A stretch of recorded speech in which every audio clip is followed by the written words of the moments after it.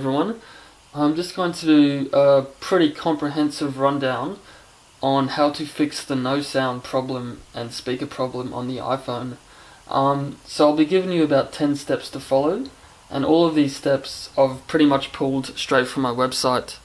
My website is called iPhoneNoSound.com, and that all started from when I had my previous phone, which was the iPhone 4, and I had some pretty bad sound problems with that. I looked all over the internet, found some pretty good solutions, and decided to throw them up there in the one place. So yeah, I'll give you a list of everything that's worked, and for all intents and purposes this phone is fully functioning, but I will still show you the methods that you should use and that are most likely to work for you. So yeah, I'll start with number one, and it's the most obvious one, but some people do miss it. If you look on the side of your iPhone, you'll notice there's a little toggle here. If that's on orange, that means it's on silent or vibrate mode. So if you flick that up, that'll put that back onto loud. Since that is on the exterior and it is easily pliable, it does tend to move, so just give that a shot. I mean, it might not be the issue, but give it a try anyway, see if that works. And also, alternatively, you can do it from the screen. So if you slide up, you can do the mute button, or you can just slide up the toggle sound button there. And the second step is to fully do a restart of your phone. I'm not going to restart the phone during this video, but what you do is hold the power button and the home button for about 10 seconds. So you hold those down, and then it will just shut down after about 10 seconds. But I won't do that.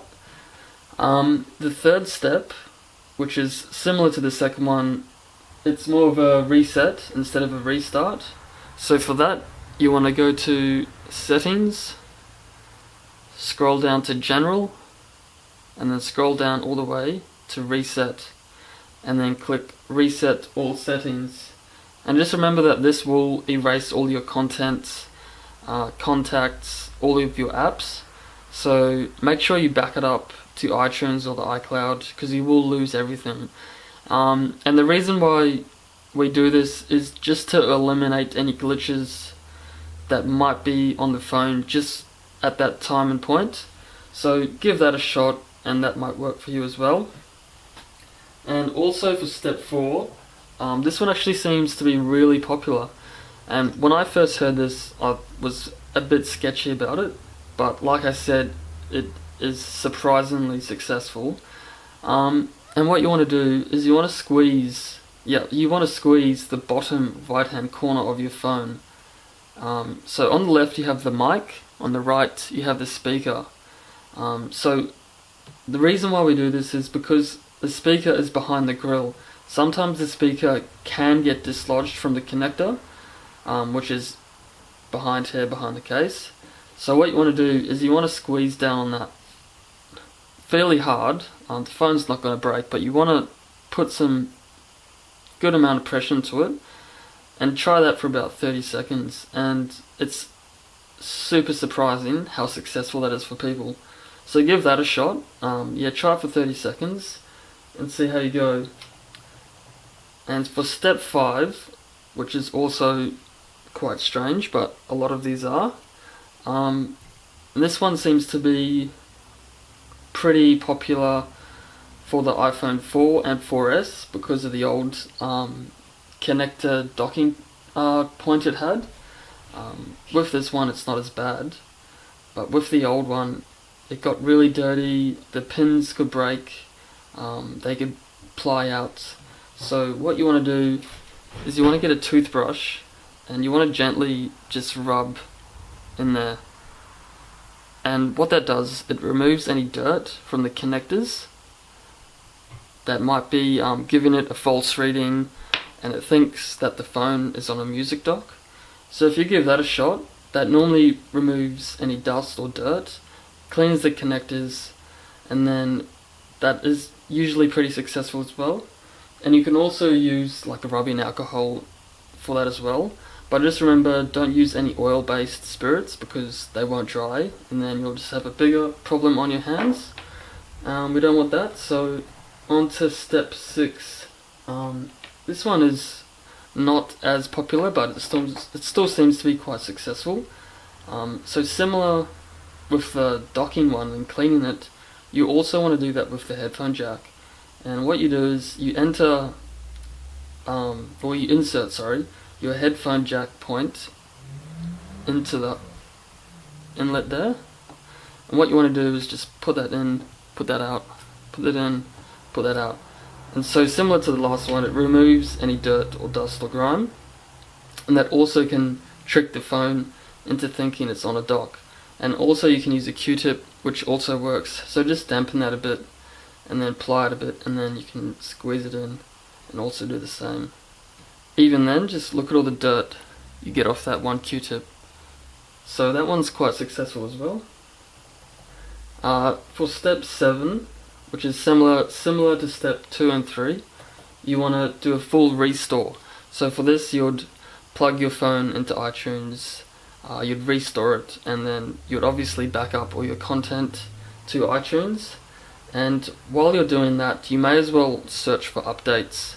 I know recently with the 8.1 and the iOS 8 that came out, there was some sound issues that were quite prevalent, so just check for updates, because that sometimes can fix the problem, as it sometimes is software. And I can't do this right here, but on the website, if you go there is a way to jailbreak your iPhone.